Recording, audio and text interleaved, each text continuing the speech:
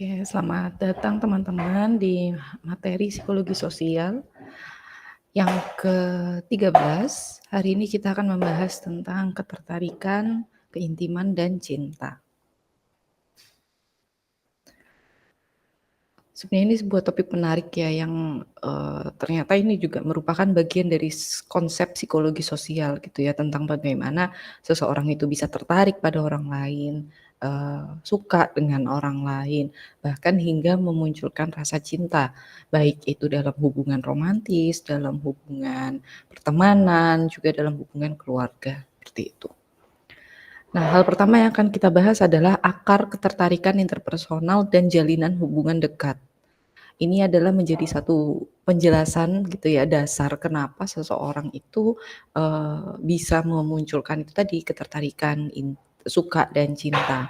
Yang pertama dikarenakan adanya need for affiliation atau kebutuhan afiliasi. Saya rasa ini sangat jelas ya, dikarenakan kita manusia makhluk sosial, kita tuh butuh untuk bisa berafiliasi dengan orang lain gitu, yaitu, membangun dan menjaga hubungan interpersonal dengan orang lain. Yang kedua adalah need for intimacy atau kebutuhan akan keintiman.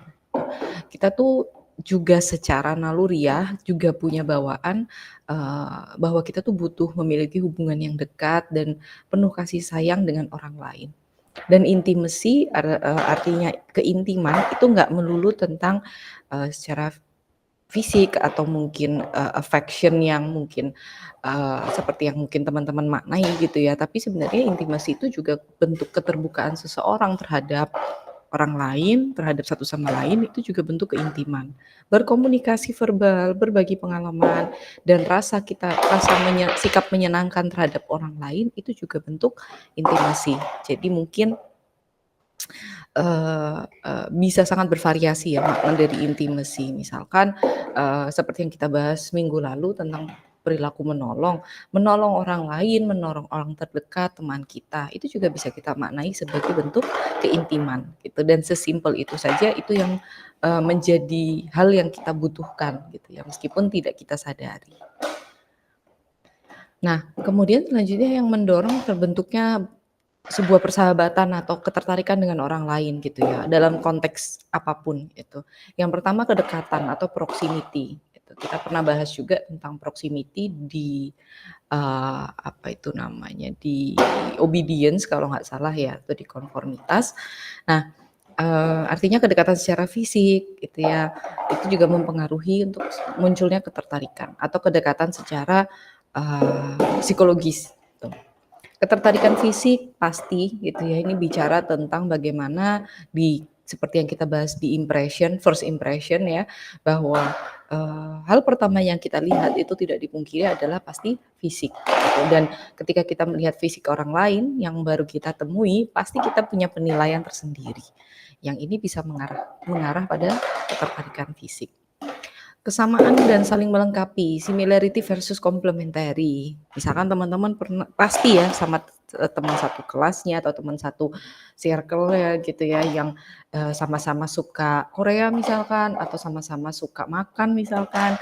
Artinya ada kesamaan minat gitu ya atau kesamaan hal yang membuat kalian tuh menjadi lebih dekat atau cocok satu sama lain untuk, berteman, bergaul bersama gitu. Atau mungkin complementary gitu, yang satu contohnya misalkan dalam apa, hubungan romantis misalkan, eee, yang satu panikan, yang satunya lebih bawaannya santai gitu ya. Artinya yang satu selalu menenangkan yang panikan, tapi mungkin mungkin bisa sebaliknya juga gitu dalam situasi atau kondisi yang berbeda gitu ya. Artinya dia saling melengkapi.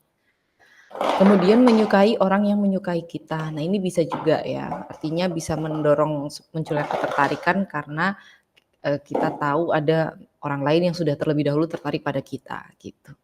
Dan mungkin ada mencari reward atas sebuah hubungan. Selanjutnya, selain yang tadi kita bahas di slide sebelumnya, yang memungkinkan juga terjadinya hubungan dekat, itu sebenarnya ada 3 hal juga. Yang pertama attachment atau kelekatan gitu ya, artinya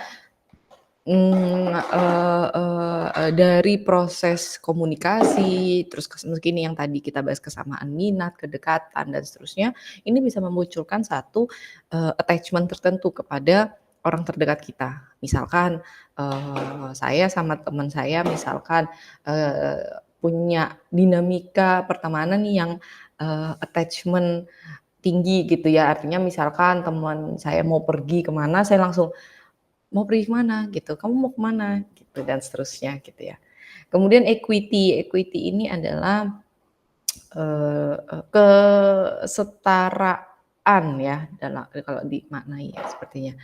Artinya, biasanya kita itu akan berteman dengan orang-orang yang atau memunculkan satu kedekatan hubungan dengan orang yang kita anggap setara gitu ya. Ini mungkin yang, eee eee, jadi satu hal yang kalau mungkin teman-teman observasi, biasanya biasanya tuh orang-orang yang misalkan di circle A gitu ya, dia kemungkinan akan membangun hubungan kedekatan, hubungan keintiman, pertemanan, itu dengan orang-orang di sekitar circle A aja, atau mungkin di dalam circle A gitu ya.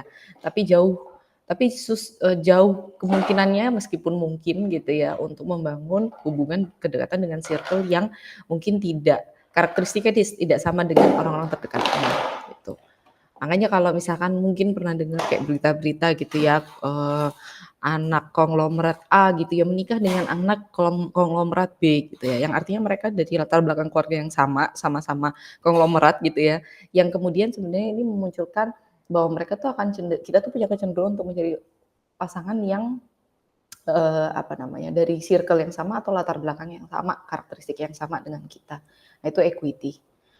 Meskipun memang memungkinkan ya untuk membangun hubungan dengan orang yang, dari latar belakang berbeda, artinya ngomongin secara mungkin circle, dari banyak hal, aspek tuh berbeda, tapi tentunya itu akan memunculkan satu tantangan dinamika tersendiri di dalam hubungan itu. Kemudian selanjutnya self disclosure nih jelas ya, artinya keterbukaan diri seseorang itu akan sangat amat menentukan bagaimana hubungan dekat itu terbentuk, gitu.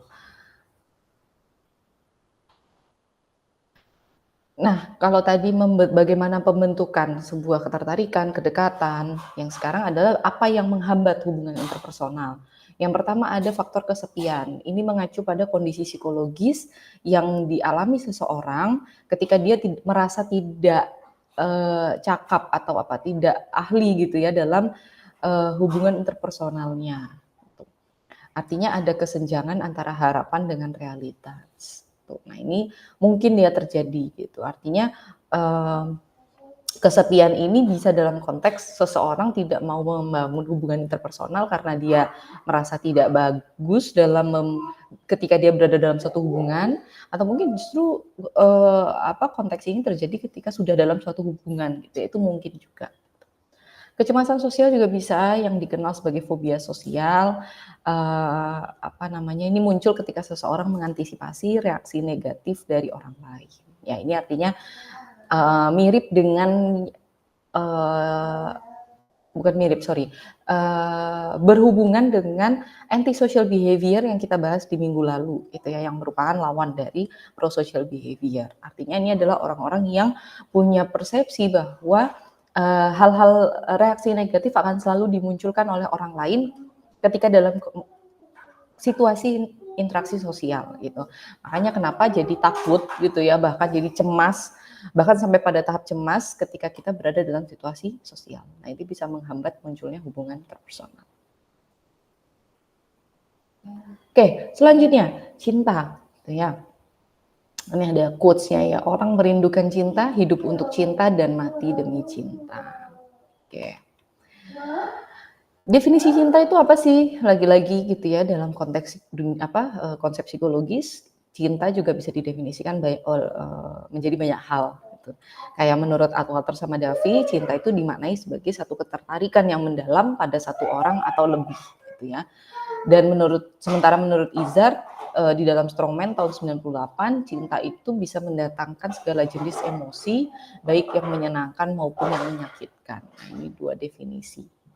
Kemudian selanjutnya, cinta itu, lagi-lagi juga tidak melulu tentang bersama hubungan bersama pasangan ya, artinya cinta tuh juga dibentuk sama teman dekat, sama keluarga gitu ya. Dan cinta ini seringkali secara awam seringkali disamakan, seringkali juga langsung dikaitkan dengan konsep suka gitu ya. Nah, si Zick Rubin tahun 1970 sama 1973 dia menyatakan atau memberikan statement bahwa sebenarnya cinta sama rasa suka itu adalah dua konsep yang jelas-jelas berbeda gitu ya. Karena apa? Karena mereka memiliki unsur yang berbeda gitu. Ya, selanjutnya oke. Sekarang kita bicara mungkin dalam konteks pasangan ya. Nah, ini ada satu pertanyaan yang mungkin teman-teman bisa refleksikan gitu ya. Kalau kalian punya satu kriteria atau punya beberapa kriteria tentang pasangan ideal yang kalian inginkan gitu ya. Pertanyaannya adalah apakah kalian ingin membangun hubungan interpersonal dengan dia? Ya, katakan apakah kalian ingin pacaran dengan dia? Dan kemudian ketika pacaran arah hubungannya adalah pasti ke arah nikah. Yang mana itu adalah sebuah bentuk komitmen jangka panjang gitu ya, komitmen selamanya gitu. Nah, ketika sudah menikah dengan orang yang menurut Anda adalah kriteria pasangan Anda, apakah kalian akan tetap bisa memiliki rasa cinta yang sama gitu ya terhadap orang ini gitu. Kenapa ini ditanyakan? Karena ternyata menariknya ada sebuah studi yang menemukan bahwa 76% laki-laki dan 35% perempuan itu menikahi orang yang sesuai dengan kriteria yang mereka inginkan. Tapi tidak benar-benar mereka cintai.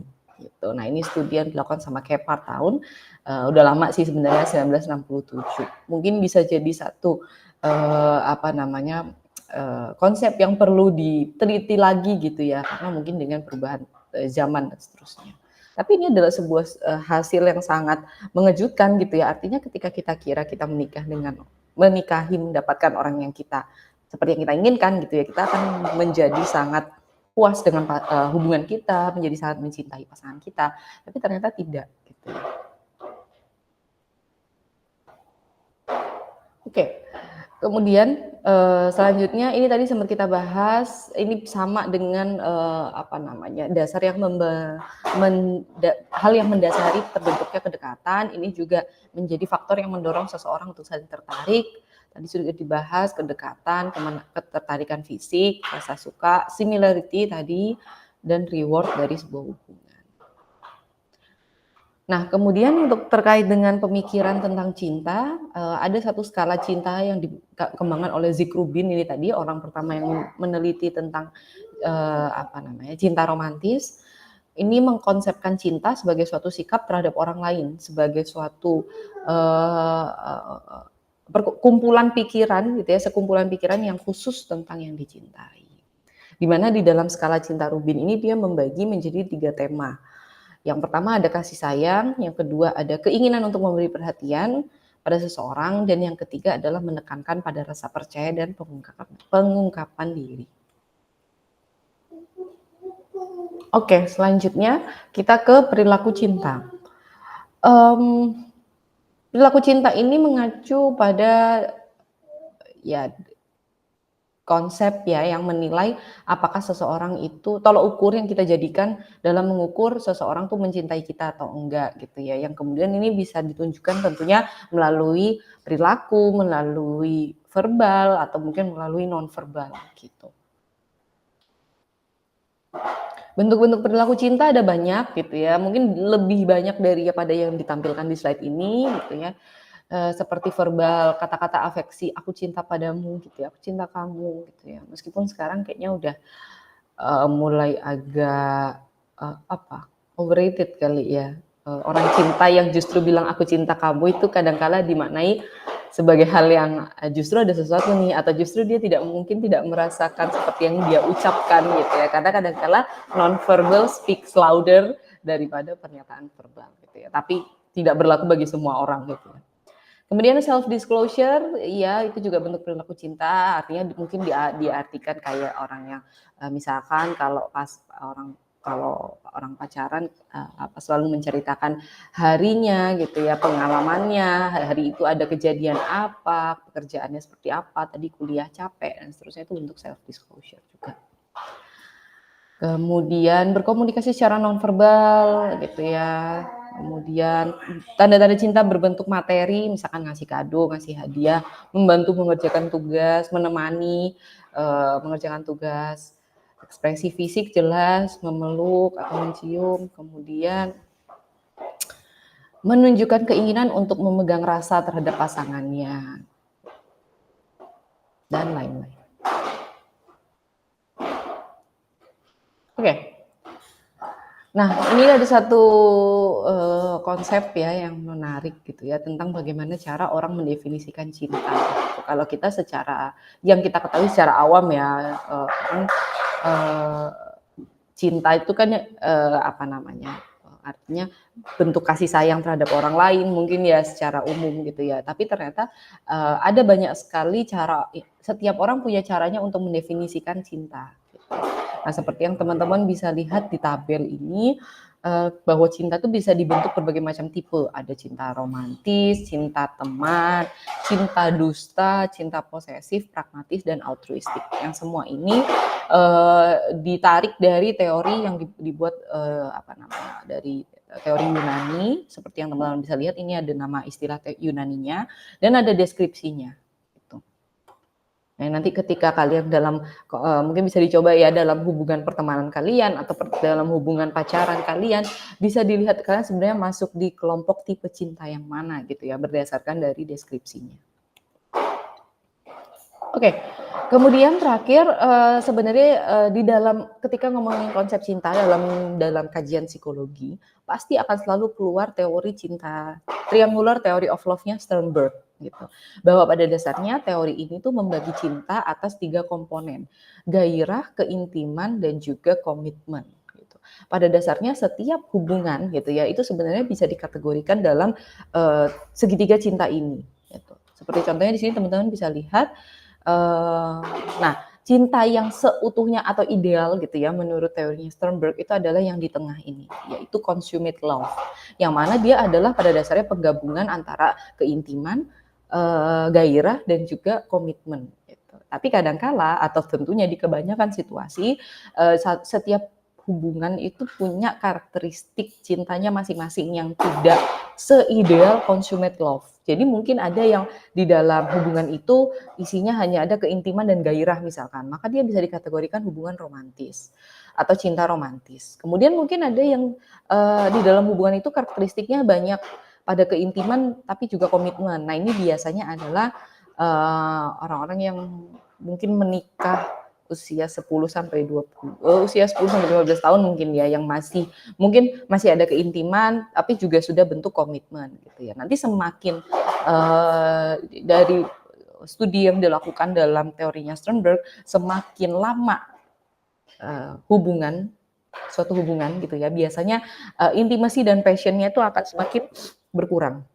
Tapi yang terutama bagi orang yang menikah ya, komitmennya yang semakin menonjol gitu. Karena biasanya kalau misalkan sudah semakin tua, biasanya kan ketertarikan secara fisik atau ketertarikan untuk melakukan hubungan intim gitu ya antar pasangan itu biasanya kan memang semakin menurun ya, secara fisiologis gitu ya.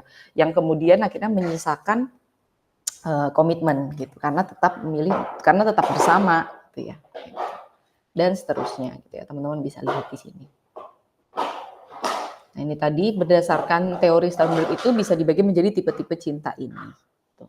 Ada cinta yang romantis, cinta yang bergairah, cinta consummate love, cinta yang tidak disampaikan unrequited love gitu ya, cinta dalam hati atau cinta cinta bertepuk sebelah tangan gitu ya, atau cinta rahasia, cinta diam-diam itu juga bisa juga merupakan tipe-tipe cinta.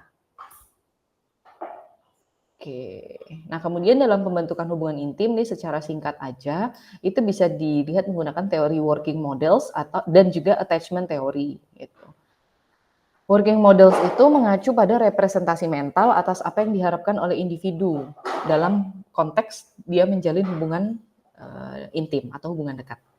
Kemudian attachment theory ini bicara tentang gaya attachment yang dikembangkan di masa anak-anak, itu akan mempengaruhi atau itu akan menjelaskan cara kita nanti ketika membentuk attachment pada pasangan kita atau orang terdekat kita ya dalam hubungan dekat. Nah, kalau misalkan lebih lanjut ngomongin soal attachment styles ini bisa dibagi menjadi 3 dalam konteks pasangan ya. Ada secure ini artinya ya percaya, bahagia, ramah, dan toleran sama kesalahan pasangan. Ada juga yang attachment model kelekatannya adalah anxious atau ambivalent, artinya cemas, banyak nuansanya banyak cemasnya. Artinya ini mungkin tipe-tipe yang pasangan yang mungkin mudah cemburu, selalu insecure, selalu ngecekin HP misalkan untuk melihat DM, Instagram, atau mungkin WA dan seterusnya gitu ya. Dan kelekatan yang ketiga adalah avoidant. Ini yang lebih kepada takut keintiman, emosi cepat berubah, tapi juga pencemburu. Gitu.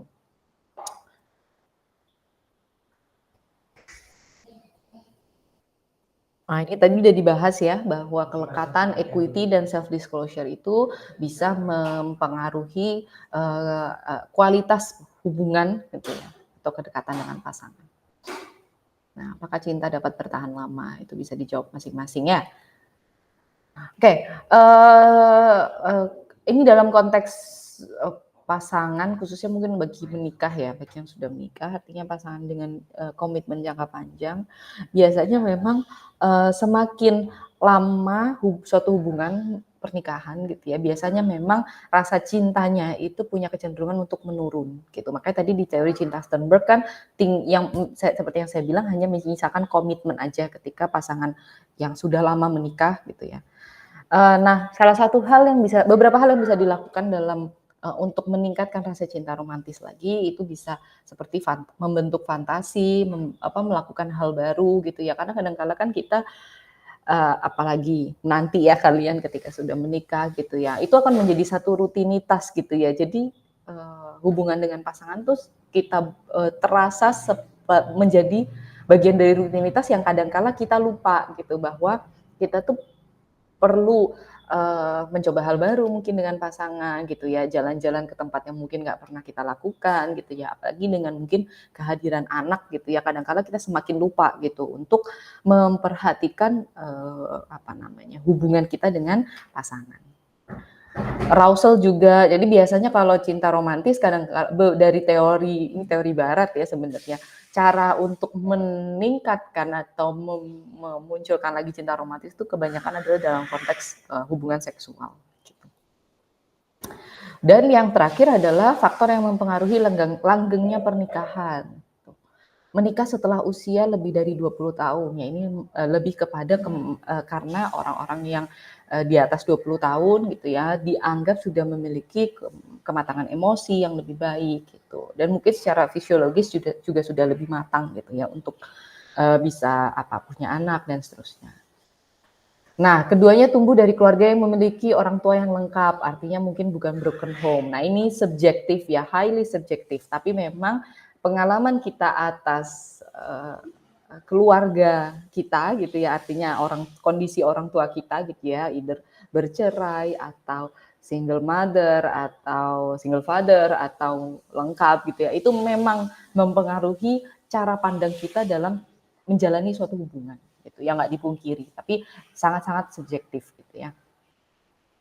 Pacaran, PDKT-nya lama sebelum memutuskan menikah, bisa juga gitu ya. Saya punya pengalaman, dulu punya teman, mereka pacaran dari sejak SMP sampai menikah. Dan bahkan ketika sudah menikah, mereka bekerja, mendapatkan pekerjaan di kantor yang sama gitu ya.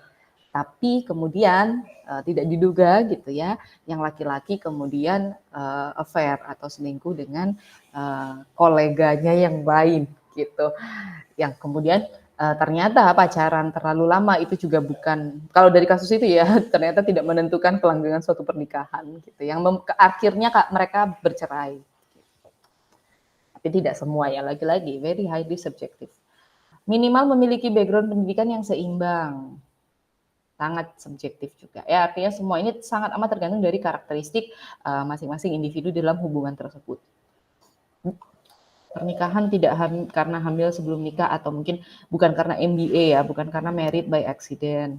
Menjalankan ibadah secara teratur, memiliki kesetaraan usia, kesamaan agama, kesamaan tingkat pendidikan, ini semua juga sangat amat subjektif, jadi sangat amat kondisional gitu ya. Tapi ini memang beberapa faktor yang pasti mempengaruhi dinamika suatu hubungan.